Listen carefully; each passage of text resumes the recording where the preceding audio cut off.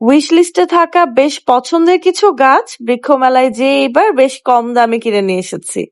তো এবার মেলায় যেয়ে কি কি কিনলাম আর কি কি গাছ দেখলাম সবকিছু নিয়ে থাকছে ছোট্ট একটা ভিডিও।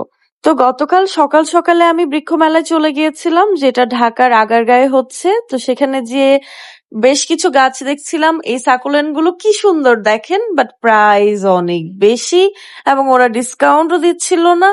বাট অনেক গাছে কিন্তু বেশ ভালো ডিসকাউন্ট পাওয়া যাচ্ছিল।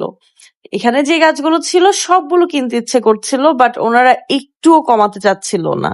বাট এমনও দোকান ছিল যেখান থেকে আমি 2টা গাছ নেওয়ার পর ওনারা আমাকে একটা গাছ গিফট করেছে। এই যে দেখেন, এই রামবুটান গাছটা আমার এত ভালো লেগেছে, বাট এটাগুলোর প্রাইস 20,000 প্লাস।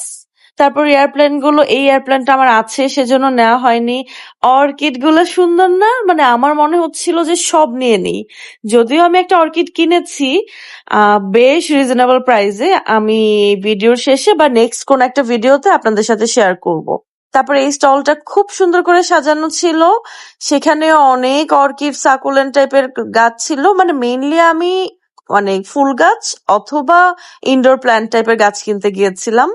এই পপি ফ্লাওয়ারটা খুব সুন্দর ছিল, বাট গাছটার দাম 3 না 7,000 টাকা মেবি।